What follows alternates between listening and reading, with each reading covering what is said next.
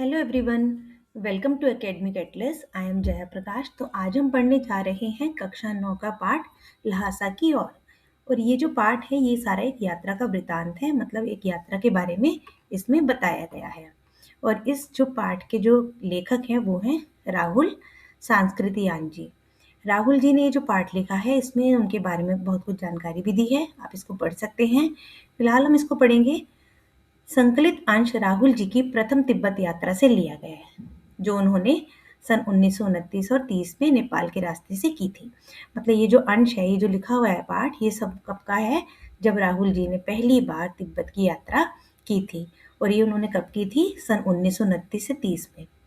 उस समय भारतीयों को तिब्बत यात्रा की अनुमति नहीं थी, इसलिए उन्होंने यह यात्रा एक भिखमंगे के छद्म वेश में की थी। मतलब जिस समय राहुल जी ने ये यात्रा की थी, जिस समय वो नेपाल गए थे, उस समय इंडियंस को, भारतीयों को तिब्बत जाने की परमिशन नहीं थी, अनुमति नहीं थी। तो इसलिए उन्होंने अपना वेश बदलकर एक भिखमंगे के वेश में इस यात्रा को पूरा किया था। इसमें तिब्बत की राजधानी ल्हासा की ओर जाने वाले दुर्गम रास्तों का वर्णन उन्होंने बहुत ही रोचक शैली में किया है। मतलब ये जो उन्होंने वृतांत लिखा है, इसमें उन्होंने तिब्बत की जो राजधानी है ल्हासा, उसके बारे में, उसके रास्ते के बारे में, दुर्गम स्थानों के बारे में बहुत ही सुंदर, बहुत ही इंटरेस्टिंग वे में उसका वर्णन किया है। इस यात्रा वृतांत से हमें उस समय के तिब्बती समाज के बारे में भी जानकारी मिलती है। तो जो इन्होंने ये यात्रा वृतांत लिखा है, तो इसमें हमें उस समय के 1929 और 30 में जब ये गए थे, तब उस समय के तिब्बती समाज के बारे में जानकारी मिलती है। तो चलिए पढ़ते हैं इस पाठ को। ल्हासा की ओर। वह नेपाल से तिब्बत जाने का मुख्य रास्ता है। फरी कलिंगपोंग का रास्ता जब नहीं खुला था, तो नेपाली ही नहीं, हिंदुस्तान की भी चीजें इसी रास्ते तिब्बत जाया करती थी। तो जिस समय राहुल जी गए थे नेपाल, ये उस समय की बात है। उस समय जो तिब्बत जाने का जो मुख्य रास्ता था, नेपाल से तिब्बत जाने का जो मुख्य रास्ता है, फरी कलिंगपोंग का रास्ता जब तक नहीं खुला था, तो नेपाल ही नहीं, हिंदुस्तान का जितना भी सामान जाया करता था नेपाल, वो इसी रास्ते से जाया करता था जिस रास्ते से राहुल जी गए थे। यह व्यापारिक ही नहीं, सैनिक रास्ता भी था। इसलिए जगह जगह फौजी चौकियां और किले बने हुए हैं, जिनमें कभी चीनी पलटन रहा करती थी। तो जिस रास्ते से राहुल जी गए थे तिब्बत, तो वो रास्ता सिर्फ सामान ले जाने लाने का ही नहीं, व्यापार करने का ही नहीं था, बल्कि उस रास्ते से सैनिक भी आया जाया करते थे। इसलिए जगह जगह पर वहां पर फौजियों की चौकियां बनी हुई थी, किले बने हुए थे, जिनमें कभी कभी चीनी पलटन यानी चीन चीन के लोग भी वहां नजर आ जाया करते थे। आजकल बहुत से फौजी मकान गिर चुके हैं। मतलब अब तो वहाँ के जितने भी फौजी मकान हैं, बहुत सारे मकान उनमें से गिर चुके हैं। दुर्ग के किसी भाग में जहाँ किसानों ने अपना बसेरा बना लिया है, वहाँ घर कुछ आबाद दिखाई पड़ते हैं। अब वहाँ पे जो दुर्ग थे, उसके किसी न किसी भाग में तो ऐसा भी हो गया है कि जहाँ पर किसानों ने अपना बसेरा बना लिया, वहाँ किसान रहने लगे हैं और वहाँ घर कुछ आबाद दिखाई पड़ते हैं। मतलब वहाँ के घर अब ऐसे लगता है जैसे वहाँ पे कुछ लोग अब रहने लगे हैं। ऐसा ही परित्यक्त एक चीनी किला था, ऐसा ही वहाँ पर एक चीनियों का किला भी बना हुआ था। हम वहाँ चाय पीने के लिए ठहरे। तो राहुल जी कह रहे हैं, जब हमने वहाँ पर एक किला देखा परित्यक्य, तो वहाँ पर हमने चाय पी, वहाँ चाय पीने के लिए हम ठहर गए। ठीक है। तिब्बत में यात्रियों के लिए बहुत सी तकलीफें भी हैं और कुछ आराम की बातें भी। तिब्बत में जितने भी यात्री जाते हैं, यात्रा करते हैं, जो लोग वहाँ जाते हैं घूमने या यात्रा पर, तो उनके लिए बहुत सारी प्रॉब्लम्स भी आती है, तकलीफें भी आती है और बहुत सारे आराम की बातें भी वहाँ पर है। वहाँ जाति पाति छुआछूत का सवाल नहीं है और ना औरतें पर्दा करती हैं। तो वहाँ पर जात-पात का कोई भेदभाव नहीं है, छुआ-छूत का कोई भेदभाव नहीं है, तो ये वहाँ पर एक अच्छी चीज़ है। और वहाँ की जो औरतें हैं, वो कभी भी अपना फेस ढककर नहीं रखती हैं, पर्दा नहीं करती हैं, वहाँ पर पर्दा प्रथा नहीं है। बहुत निम्न श्रेणी के भिखमंगों को लोग चोरी के डर से घर के भीतर नहीं आने देते, नहीं तो आप बिल्कुल घर के भीतर चले जा सकते हैं। मतलब वहाँ पर लोग इतने फ्री हैं, रहते हैं सबके साथ कि कोई भी उनके घर आ जा सकता है, लेकिन जो बहुत ही निम्न श्रेणी के, बिल्कुल ही नीचे दर्जे के जो भिखारी होते हैं, उनको, ताकि वो चोरी ना कर ले, उस डर से वो उनको अपने घर के अंदर आने नहीं देते। अगर वो उन चोरों को भी उनके घर में आने दें, तो आप बिल्कुल उनके घर के अंदर जा सकते हैं। यानी कि उनके घर में आना-जाना बहुत आसान होता है वहाँ के लोगों में। चाहे आप बिल्कुल अपरिचित हों, तब भी घर की बहू या सासू को अपनी झोली में से चाय दे सकते हैं। वह आपके लिए उसे पका देंगी। मतलब वहाँ के लोग इतने अच्छे हैं कि चाहे आप उनके लिए बिल्कुल अपरिचित हो, वो आपको बिल्कुल भी ना जानते हों, तो भी अगर अपने झोले में से, अपने थैले में से आप उनको चाय दे देंगे बनाने के लिए, तो वो आपके लिए वो चाय बनाकर उनको दे देंगी। मतलब ये भी नहीं कि आपको नहीं जानते तो आपके लिए वो कुछ नहीं करेंगी, वो कर देंगी। मक्खन और सोडा नमक दे दीजिए। यह चाय चोंडी में कूटकर उसे दूध वाली चाय के रंग की बना के मिट्टी के टोटीदार बर्तन यानी खोटी में रख के आपको दे देंगी। मतलब अगर आप उनके लिए बिल्कुल अजनबी हो और आप उनसे कोई हेल्प माँगेंगे या आप उनको ये कहेंगे कि हमारे लिए मक्खन, सोडा, नमक दे दो हमें या हमारी चाय ले लो, उसको बनाकर दूध वाली चाय बनाकर दे दो, तो वो आपके लिए कर देंगे। इतना वो सबकी हेल्प कर देते हैं। यदि बैठक की जगह चूल्हे से दूर है और आपको डर है कि सारा मक्खन आपकी चाय में नहीं पड़ेगा, तो आप खुद जाकर चूरनी में चाय मथ कर ला सकते हैं। मतलब वहाँ के जो लोग हैं वो इतने अच्छे हैं कि वो कोई भेदभाव नहीं रखते, किसी को आने-जाने की मनाही नहीं है उनके घर पे। और अगर आपको लगता है कि हमारा जितना भी हमने मक्खन उन्हें दिया वो सारा वो हमारी चाय में नहीं डालेंगे, तो आप खुद से जाके उनके किचन में, उनके चूल्हे पर आप अपनी चाय खुद बनाकर भी ला सकते हैं, वो मना नहीं करते हैं। चाय का रंग तैयार हो जाने पर फिर नमक मक्खन डालने की ज़रूरत होती है। पहले वो चाय, वहाँ की जो चाय है उसमें वो मक्खन और नमक डाल कर के पीते हैं। ठीक है? परित्यक्त चीनी किले से जब हम चलने लगे तो एक आदमी राहदारी मांगने आया। हमने वह दोनों चींटें उसे दे दी। शायद उसी दिन थोंडला के पहले के आखिरी गांव में पहुंच गए। अब वो कह रहे जब हम उस चीनी से निकले तो एक आदमी वहां पर राहदारी मांगने आया और वह दो हमने वो दोनों चींटें उन्हें दे दी। जितनी भी उन पे 2 चींटें थी वो उन्होंने दे दी। शायद उसी दिन हम थोंगला के पहले आखिरी गाँव में पहुँच गए। थोंगला का जो पहले के आखिरी जो गाँव था वहाँ पर वो पहुँच गए थे। यहाँ भी सुमती के जान-पहचान के आदमी थे और भिखमंगे रहते भी ठहरने के लिए अच्छी जगह मिली। 5 साल बाद हम इसी रास्ते लौटे थे और भिखमंगे नहीं, एक भद्र यात्री के वेश में घोड़ों पर सवार होकर आए थे। वो ये कह रहे हैं कि अब तो हम भिखमंगे बनकर आए थे, भिखमंगों के वेश में यहाँ पर आए थे, लेकिन 5 साल बाद जब हम दोबारा इस यात्रा पर आए थे, तो हम भिखमंगे बनकर नहीं आए थे, एक यात्री के वेश में घोड़ों पर सवार होकर आए थे। किंतु उस वक़्त जब वो पहले 5 साल पहले जो आए थे, उस वक़्त किसी ने हमें रहने के लिए जगह नहीं दी थी। हम गाँव के एक सबसे गरीब झोपड़ी में ठहरे थे। बहुत कुछ लोगों की उस वक़्त की मनोवृत्ति पर निर्भर था। मतलब उस समय के लोग जो है भिखारियों को चोर समझ कर के जल्दी से घर में नहीं आने दिया करते थे। ख़ासकर शाम के वक़्त छंग पीकर बहुत कम होश-हवास को दुरुस्त रखते थे। है ना? वहाँ छंग मतलब वहाँ का एक ऐसा शरबत होता है जिसमें थोड़ा-सा नशा भी होता है। अब हमें सबसे विकट था थाणा थोंगला पार करना था। अब सबसे विकट मतलब सबसे मुश्किल जो रास्ता था थोंगला पार करना था। थाणे तिब्बत में सबसे खतरे की जगह है। वहाँ पे वो जो तिब्बत में वो जो जगह है ठाणे, वो सबसे ज़्यादा खतरनाक जगह है। 16-17 हज़ार फीट की ऊँचाई होने के कारण उनके दोनों तरफ मीलों तक कोई गाँव-गिराव नहीं होते। एक तो वो बहुत ऊँचाई पर है, 16-17 हज़ार फीट की ऊँचाई पर है और उसके बाद भी उनके दोनों तरफ कोई भी गाँव नहीं दिखते। तो ताकि जिससे कि कोई किसी से हेल्प ले सके, ऐसा भी नहीं है, वहाँ कोई गाँव नहीं दिखते। नदियों के मोड़ और पहाड़ों के कोनों के कारण बहुत दूर तक आदमी को देखा नहीं जा सकता। वहाँ पर नदियों के मोड़, दो बड़े-बड़े पहाड़ इतने हैं कि वहाँ पर दूर-दूर तक तुम किसी आदमी को नहीं देख पाओगे। डाकुओं के लिए यही सबसे अच्छी जगह है। तो वो क्योंकि ऐसी जगह है जहाँ पर कोई भी छुप सकता है, तो डाकुओं के लिए सबसे अच्छी छुपने की जगह थी। तिब्बत में गाँव में आकर खून हो जाए, तब तो खूनी को सज़ा भी मिल सकती है, लेकिन इस निर्जन स्थानों में मरे हुए आदमियों के लिए कोई परवाह नहीं करता। अब तिब्बत के गाँव में आकर अगर कोई खून हो जाए, यानी कोई किसी को अगर मार भी दे, तो खूनी को सज़ा मिल जाएगी क्योंकि वहाँ पर लोग होंगे जिसने देखा होगा ये सब कुछ, है ना? लेकिन ये जो जगह थी, कौन-सी जगह थी? ठाणे ठाणे ये ऐसी जगह थी जहाँ पर अगर कोई मर भी जाए तो कोई पूछने वाला नहीं है, किसी को पता ही नहीं चलेगा। सरकार खुफिया विभाग और पुलिस पर उतना खर्च नहीं करती और वहाँ गवाह भी तो कोई नहीं मिल सकता। क्योंकि वो ऐसी जगह थी जहाँ पर एक तो दूर-दूर तक कोई रहता नहीं था, कोई गाँव नहीं था, कोई इंसान दिखता नहीं था दूर-दूर तक। वहाँ पर पहाड़ बहुत थे, नदियाँ बहुत थी। तो वहाँ पर जो है पुलिस और खुफिया विभाग जो है सरकार जो है उतना पैसा खर्च नहीं करती थी। और एक ये रीज़न था और दूसरा कि वहाँ पर कोई अगर कुछ हो भी जाता है ऐसी चीज़, किसी का मर्डर हो जाता है, किसी का खून हो जाता है, तो वहाँ पर दूर तक कोई गवाह देने वाला विटनेस कोई होता ही नहीं है। ठीक है? डकैत पहले आदमी को मार डालते हैं, उसके बाद देखते हैं कि कुछ पैसा है कि नहीं। हथियार का कानून ना होने के कारण यहाँ लाठी की तरह लोग पिस्तौल बंदूक लिए फिरते हैं। अब वहाँ पर जो है ज़्यादातर डाकू रहा करते थे उस जगह पर, ठाणे में। और वहाँ पर क्या था, वो डाकू जो थे पहले लोगों को, वहाँ से जाने वाले लोगों को मार दिया करते थे। फिर उनके पास जो भी पैसा धन हुआ करता था, चीज़ें हुआ करती थी, वो उनसे छीन लिया करते थे, ले लिया करते थे। और वहाँ पर हर किसी के पास ऐसे हथियार, पिस्तौल बंदूक हुआ करती थी। वो हथियार कानून, क्योंकि वहाँ पर सबके हाथ में ही हथियार हुआ करते थे, पिस्तौल बंदूकें हुआ करती थी, क्योंकि वहाँ पर हथियार रखने का कोई कानून ही नहीं था, कोई भी रख सकता था। डाकू यदि जान से ना मारे तो खुद उसे अपने प्राणों का खतरा है। गांव में हमें मालूम हुआ कि पिछले ही साल थोंगला के पास खून हो गया। तो यहाँ क्या था, डाकू अगर जान से ना मारे उस इंसान को जो वहां से निकल कर जा रहा है, खुद उसे अपने प्राणों का खतरा है, तो उसे खुद का डर है कि डाकुओं का के बारे में पुलिस को कोई बता देगा तो डाकू मारे जाएंगे, इसलिए वो वहां से आने जाने वाले लोगों को मार दिया करते थे और उनको लूट लिया करते थे।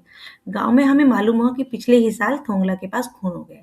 तो जब ये राहुल जी वहां पर गए थे तो उन्हें पता लगा कि पिछले साल ही यहाँ पर किसी का खून भी हुआ था। शायद खून की हम उतनी परवाह नहीं करते क्योंकि हम भिखमंगे थे, और जहां कहीं वैसी सूरत देखते टोपी उतार, जीभ निकाल, कूची कूची दया दया पैसा कहते भीख मांगने लगते। अब क्योंकि ये भिखमंगों के वेश में गए थे राहुल जी वहां के यात्रा करने के लिए, तो वो ज्यादा इन चीजों की परवाह नहीं करते थे कि किसका खून हुआ किसका नहीं। बस वो क्या करते थे, वो दिखावा करते थे कि जहां भी उन्हें जगह मिल जाए वहीं पर वो अपनी टोपी उतार कर, जीभ निकाल कर और पैसा मांगने लगते थे, जैसे कि भिखारी किया करते हैं। लेकिन पहाड़ की ऊंची चढ़ाई थी, पीठ पर सामान लाद कर कैसे चलते, और अगला पड़ाव 16-17 मील से कम नहीं था। अब वो ये सोच रहे थे कि हम भिखारी के वेश में आए हैं, कोई हमें यहाँ पे रहने नहीं देगा, हमारा सामान नहीं रखेगा। लेकिन जो उनका अगला पड़ाव था, वहां जाने के लिए पहाड़ की बहुत ऊंची चढ़ाई थी और उनकी पीठ पर बहुत सारा सामान भी लदा हुआ था, तो वो कैसे चलते। और अगला जो उनका पड़ाव था, जहाँ उन्हें जाना था, रुकना था, वो 16-17 मील दूर था। मैंने सुमति से कहा कि यहाँ से लोंगकोर तक के लिए 2 घोड़े ला कर दो, सामान भी रख लेंगे और चढ़ भी लेंगे। तो उन्होंने सुमति से कहा कि भई हमारे को इस वाले रास्ते पर जाने के लिए, 16-17 मील जाने के लिए 2 घोड़ों का इंतज़ाम कर दो, जिस पर हम अपना सामान भी रख देंगे और चल चल भी लेंगे भई। दूसरे दिन हम घोड़ों पर सवार होकर ऊपर की ओर चले। अब उनको जब घोड़े का इंतज़ाम हो गया, तो उन्होंने अपना सामान जो है घोड़ों पर रखा और ऊपर की ओर चल पड़े। डांडे से पहले एक जगह चाय पी और दोपहर के वक्त ढांडे के ऊपर जा पहुंचे। हम समुद्र तल से 17-18 हजार फीट ऊंचे खड़े थे। अब ये आगे जब चले घोड़े पर सवार होकर, तो तब तक वो दोपहर हो चुकी थी और उन्होंने वहां पर जाके चाय पी। और ये जो जहाँ ही पहुंचे थे वो कहाँ था, समुद्र तल से 17-18 फीट ऊपर था जहाँ वो खड़े थे। हमारी दक्षिण तरफ पूरब से पश्चिम की ओर हिमालय के हजारों श्वेत शिखर चले गए थे। वो ये कह रहे हैं कि हमारे दक्षिण तरफ, दक्षिण मतलब दक्षिण, साउथ की तरफ, पूरब से पश्चिम की ओर हिमालय के हजारों श्वेत शिखर, जो हिमालय की जो पहाड़ियां थी जो बर्फ से सफेद हुई थी, श्वेत शिखर यानी सफेद, बर्फ से सफेद उनके शिखर थे, वो चले गए थे। भीटे की ओर दिखने वाले पहाड़ बिल्कुल नंगे थे, और जो दूसरी तरफ पहाड़ दिख रहे थे वो बिल्कुल ऐसा लग रहा था जैसे नंगे हो, क्योंकि वहां पर बर्फ बिल्कुल नहीं थी। ना वहाँ बर्फ की सफेदी थी और ना किसी तरह की हरियाली। और वो नंगे क्यों कहा उन पहाड़ों को, क्योंकि ना तो वहां पे बर्फ थी और ना ही किसी तरह की हरियाली थी। उत्तर की तरफ बहुत कम बर्फ वाली चोटियां दिखाई पड़ती थी।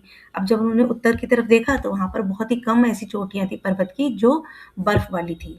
सर्वोच्च स्थान पर ढाड़े के देवता का स्थान था, जो पत्थरों से ढेर, जानवरों के सींगों और रंग बिरंगे कपड़े की झंडियों से सजाया गया था। अब जब उन्होंने सर्वोच्च स्थान पर, जब उन्होंने सबसे ऊपर स्थान पर देखा तो वहां पर एक देवता का स्थान था, जो पर्वतों के ढेर, वहां पर पर्वतों के बहुत सारे ढेर थे, पर्वती पर्वत थे और पत्थर थे, पत्थरों के ढेर, सॉरी पर्वत नहीं, पत्थरों के ढेर थे, बहुत सारे पत्थर थे वहां। जानवरों के सींग रंग बिरंगे कपड़ों की झंडियों से वो सजाया हुआ था। अब हमें बराबर उतराई पर चलना था। चढ़ाई तो कुछ दूर थोड़ी मुश्किल थी, लेकिन उतराई बिल्कुल नहीं। अब क्या था, अब वो चढ़ तो काफी लिए थे लेकिन अब उन्हें उतरना था। तो राहुल जी कहते हैं कि चढ़ाई तो थोड़ी मुश्किल थी लेकिन उतरने का जो रास्ता था वो ज्यादा मुश्किल नहीं था। शायद दो एक और सवार साथी हमारे साथ चल रहे थे। मेरा घोड़ा कुछ धीमे चलने लगा। मैंने समझा कि चढ़ाई की थकावट के कारण ऐसा कर रहा है। अब अभी थोड़ा सा उनको चढ़ाई और करनी थी, तो उनका घोड़ा थोड़ा सा धीरे चलने लगा। उनके साथ और भी साथी चल रहे थे। तो राहुल जी कह रहे हैं कि मुझे ऐसा लगा हमारा घोड़ा जो है वो थक गया है, उसे मारना नहीं चाहता था। धीरे धीरे वह बहुत पिछड़ गया था और मैं दोन की वस्तों वस्तु की तरह अपने घोड़े पर झूमता हुआ चल रहा था। जान नहीं पड़ता कि घोड़ा आगे जा रहा है या पीछे। जब मैं जोर देने लगता तो वह सुस्त पड़ जाता। एक जगह दो रास्ते फूटे थे, मतलब वो कह रहा है कि घोड़ा इतना धीरे चल रहा था, कभी ऐसा लग रहा था आगे जा भी रहा है या नहीं, और मैं उसे मारना नहीं चाहता था। एक जगह वो बहुत ही सुस्त पड़ गया था। तो एक जगह पर जब वो पहुंचे तो वहां से दो रास्ते जा रहे थे, दो तरफ रास्ते बट रहे थे। मैं बाएं का रास्ता ले मील 1.5 मील चला गया।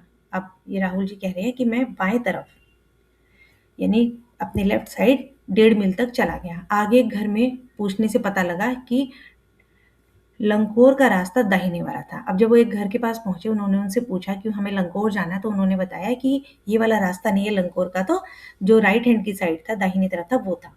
फिर लौटकर उसी को पकड़ा, फिर वो वापस आए और राइट साइड वाले रास्ते को उन्होंने पकड़ लिया। 4-5 बजे के करीब मैं गांव से मील भर पर था। 4-5 बज रहे थे, शाम का 4-5 बजे का समय था। तब वो गांव से मील भर पर थे, मतलब 1 मील की दूरी पर थे। तो सुमती इंतजार करते हुए मिले, वहां पर उन्हें सुमती नजर आ गए। मंगोलों का मुंह वैसे ही लाल होता है, और अब तो वह पूरे गुस्से में था, क्योंकि काफी देर हो चुकी थी, तो वो सुमती को गुस्सा आ गया था। उन्होंने कहा, मैंने 2 टोकरी कंडे फू डाले।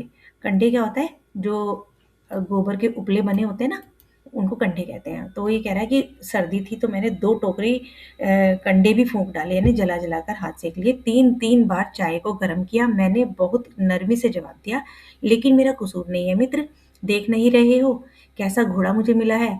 मैं तो रात तक पहुंचने की उम्मीद रखता था।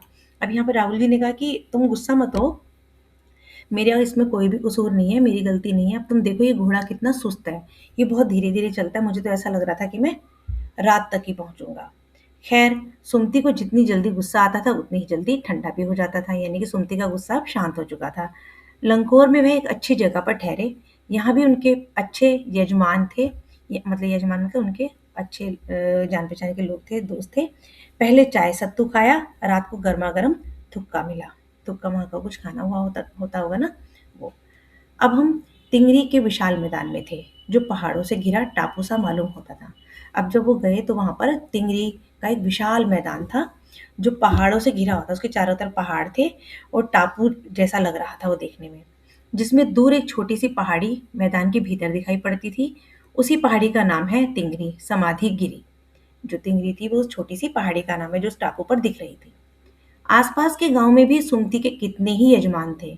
आसपास के गांव में भी सुमति के बहुत सारे ऐसे लोग थे जिनको जानते थे, पहचान रहे थे। कपड़े की पतली पतली चिरी बत्तियों के गंडे खत्म नहीं हो सकते थे, क्योंकि बोध गया से लाए कपड़े के खत्म हो जाने पर किसी कपड़े से बोध गया का गंडा बना लेते थे। वहाँ पतली पतली जो बत्तियों के कपड़े बना रखे थे, कपड़ों की जो बत्तियां बना रखी थी ना, वो वहां पर लाए हुए थे।